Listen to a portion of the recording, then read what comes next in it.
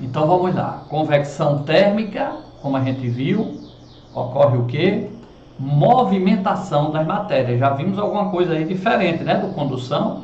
No condução, o calor se propaga. Você aquecia o fundo da panela, o cabo da panela de metal também se aquecia por condução. O calor se propagava por condução. A matéria ia recebendo ali energia, né? O calor, o fogo, o calor é uma forma de energia. As partículas iam vibrando, ia passando e chegava lá no cabo. Como era no estado sólido, a gente chamava isso de propagação do calor por condução, ok? Agora nós estamos vendo o que? Propagação de calor por convecção, beleza? Então a gente explicou isso daí. A convecção térmica é um processo de propagação de energia que ocorre apenas nos fluidos, líquidos e gasosos, né? Uma vez que a movimentação das partículas diferentemente aquecida no interior do meio, de um líquido, por exemplo, não podendo ocorrer no sólido. Esse movimento de partícula acontece por diferença de densidade, ok? Então, você aquece a água, está dentro da panela, a parte de baixo da água fica mais aquecida que a parte de cima, então há um aumento de volume, né, das moléculas entre elas e elas mesmas, dilata com aumento, então ela fica aumentando o volume, diminui a densidade, então ela sobe, e as que estão lá em cima está mais densa, desce, tá? Então há uma movimentação de matéria. Essa movimentação de matéria a gente chama de correntes de convecção, ok? Correntes de convecção. É isso que a gente está vendo aí nessa parte de propagação por convecção, ok? Lembrando também, pessoal, que essa corrente de convecção ela ocorre com o ar também, né? Tá certo? O ar na grande cidade ele aquece lá embaixo, ele sobe no asfalto, as ilhas de calor, e de lá eles descem, ok? Então quando ele desce, ele vem mais frio, aí vai formando as correntes de convecções, ok?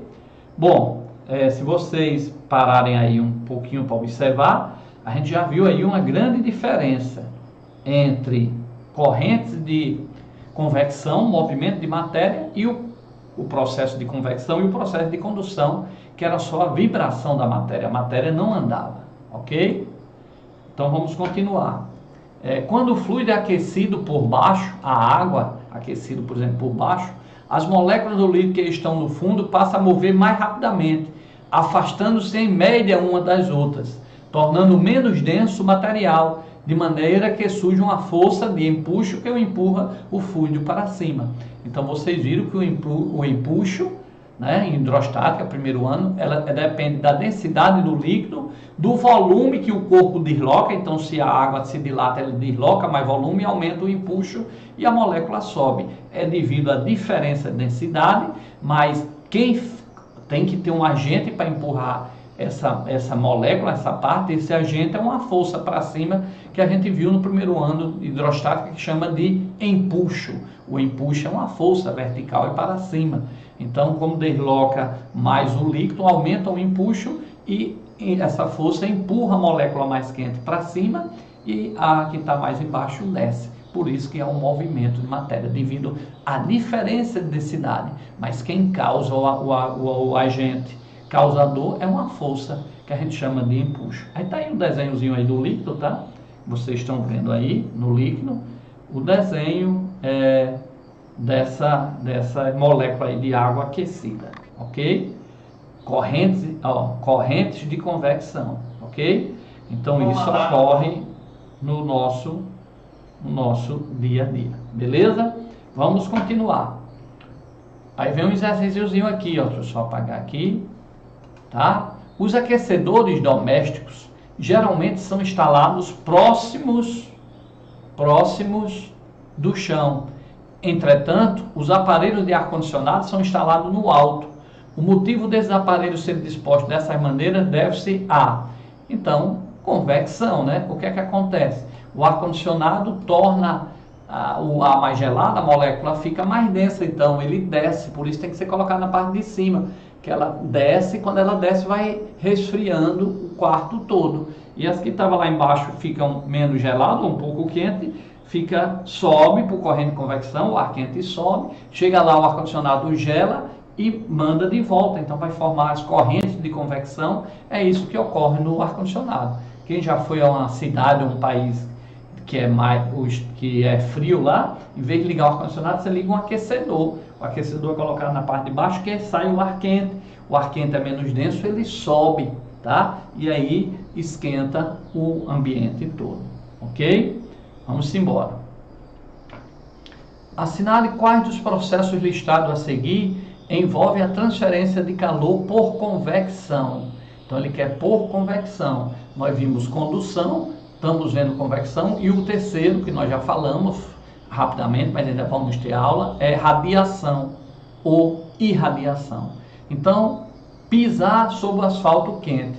Pisar sobre o asfalto quente, você vai entrar em contato, é sólido, tá? Então ali, para não estar no sólido do asfalto, seu pé esquenta por condução. Então o 1 não é convecção, é condução.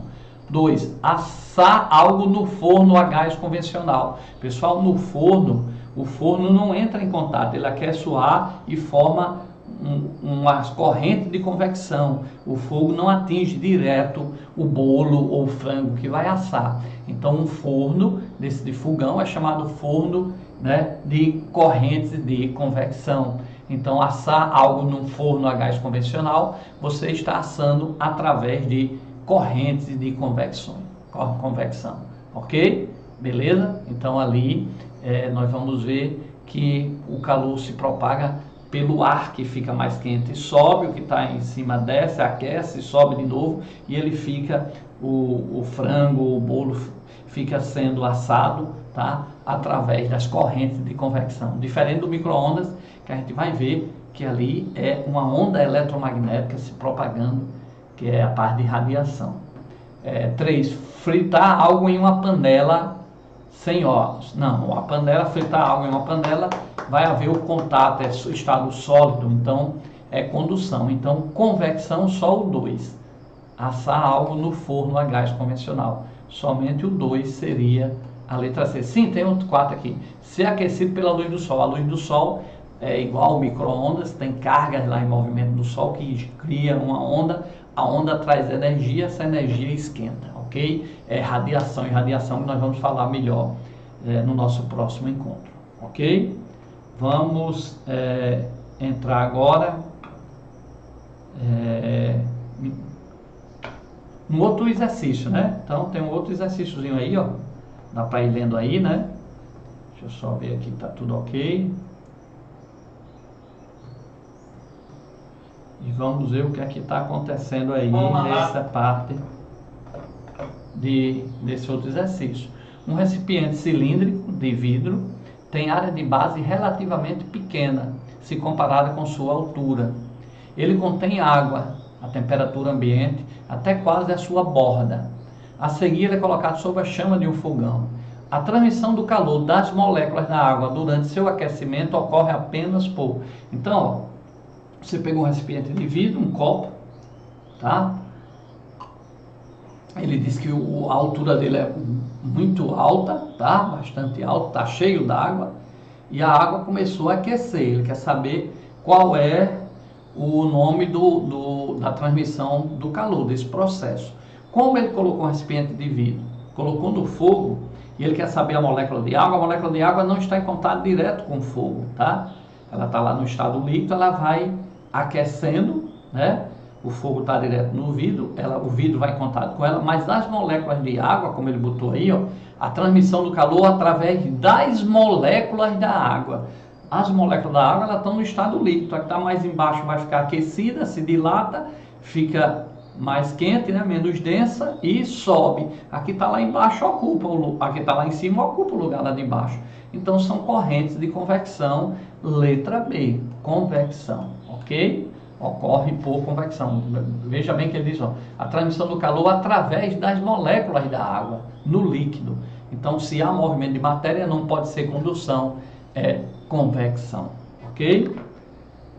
Letra B, a convecção é um tipo de transmissão de calor que ocorre em líquidos e gases, tá? Vamos falar um pouco aqui sobre a inversão térmica. Olha só, quando o dia está quente, o ar próximo ao solo, onde estão os poluentes, está mais quente que os das camadas mais altas. Então, aqui na cidade, no asfalto, o ar aquece mais. Desse modo, as correntes de convecção levam o ar poluído para cima. Tá? Então, o asfalto está quente, o ar aqueceu, fica menos denso, sobe, o ar de cima desce. Esse ar que estava aqui na cidade quente leva os poluentes junto com ele, ele sobe aquecido e leva os poluentes para longe da cidade. Ok? No entanto, nos dias frios, o ar próximo ao solo terá mais frio do que as camadas mais altas, e assim não haverá corrente de convecção para cima. Então, às vezes, você vê que a poluição fica na cidade no dia frio. Por quê? Porque aquela poluição que está lá junto com o ar, o dia está frio, não tem como ela se aquecer, ficar menos densa e subir. Então a poluição fica lá embaixo, como essa figura 2 aqui que a gente botou. A primeira figura é o fluxo normal, o ar quente sobe, leva com ele a poluição, né, para tudo que é canto.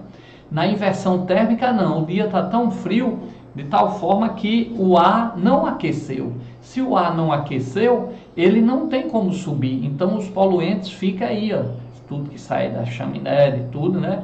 Como o ar está frio aqui embaixo, então ele não sobe, então ocorre o que a gente chama aí de inversão térmica, mais uma parte importante. A outra também é a brisa do mar, ó. Quando o sol nasce, passa a aquecer a terra e a água, porém, devido ao seu alto calor específico, a gente já falou nisso aqui, né? A água demora mais a aquecer, a areia tem um baixo calor específico, aquece logo, tá? Cada graminha de areia aquece, na verdade é 5 vezes mais rápido que a água devido ao seu calor específico. Assim, durante o dia, a terra está mais quente que a água. Então, de meio-dia, a gente anda na praia, a areia chega a estar queimando, porque o calor específico lá na areia é menor e ela aumenta a temperatura mais rápido que a água. Então, se a areia está mais quente, o ar da areia sobe, o ar que está no mar vem ocupar esse espaço. Então, forma a brisa marítima, ok? Então, assim, durante o dia, a terra está mais quente que a água. Portanto, o ar quente próximo da terra sobe, abrindo espaço para o ar frio que vem da região sob o mar. À noite, lógico, a situação se inverte. Então tá aqui, ó, durante o dia, ó, fica bem quente a areia, o ar sobe, tá certo? Esse ar subindo tem que ser ocupado por outro ar, vem da praia, então sopra, a brisa vem da praia para a terra, ok? Então é isso que ocorre aí e vamos lembrar como foi uma questão disso, ó. Em Los Angeles, Estados Unidos, fumaça e outros poluentes atmosféricos constituem os buques, que fica pressionado sobre a cidade, devido a um fenômeno chamado inversão térmica, ou inversão de temperatura, que a gente já explicou há pouco tempo. Isso ocorre quando o ar frio e de baixa altitude, vindo do oceano, é retido sob o ar quente que se move por cima das montanhas, vindo do deserto, né, de Mojave, né? Mojave. O fenômeno é representado no esquema a seguir. Ele deu aqui, ó, a situação, né, quando está um dia chuvoso, o ar da cidade não consegue subir, né, porque está frio, não se aquece para subir, fica lá, tá certo? Então essa inversão de temperatura ocorre, isso daí fica uma situação complicada. A principal propriedade física do smoker que dificulta a sua dispersão então, o calor específico, né? O calor específico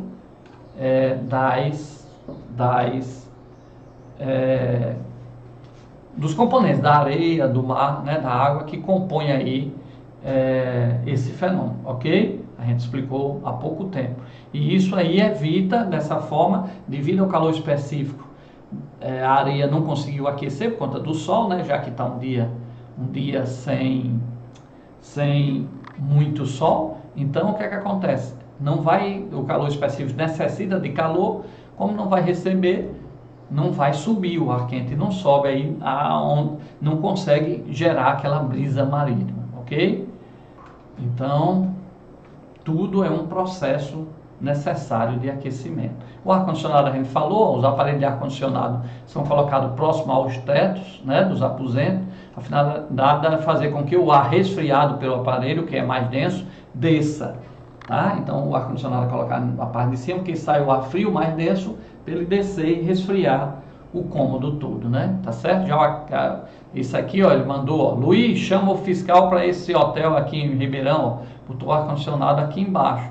Então o ar frio sai, gela, não vai funcionar do mesmo jeito se ele tivesse lá em cima. Se ele for muito potente, ele ainda vai conseguir gelar bem aqui o ambiente. Mas o certo é ele estar lá em cima, porque o ar frio sai, desce, resfriando tudo. Quando aquecer, ele sobe, esfria de novo e desce, forma as correntes de convecção. Ok? A mesma coisa nos congeladores, tá? Vamos fazer esse exercício aí, ó, para a gente entrar no irradiação térmica. A questão do Enem aí, ó, sobre convecção. A refrigeração e o congelamento de alimentos são responsáveis por uma parte significativa do consumo de energia elétrica numa residência. Para diminuir as perdas térmicas de uma geladeira, pode ser tomado alguns cuidados operacionais. Primeiro, então como você deve arrumar a sua geladeira, né? Distribuir os alimentos nas prateleiras, deixando espaços vazios entre eles, para que ocorra a circulação do ar frio para baixo e do quente para cima. Então é necessário que ocorra, né, que tenha as correntes de convecção, então é necessário que tenha por onde ela passar. 2. Manter as paredes do congelador com camada bem espessa de gelo, para que o aumento da massa de gelo aumente a troca de calor do congelador. Não, a gente não pode ter camada muito espessa de gelo, porque a camada muito espessa de gelo, o gelo, ele serve ali como um isolante, né? Para não entrar, não passarem por ele, né? Em regiões muito frias, lá nos polos, né? Eles fazem aquelas casas até de gelo e fica dentro, aquece um pouquinho ali, fica aquecido, o gelo serve como isolante térmico. A geladeira tem que estar bem limpa, com pouco gelo.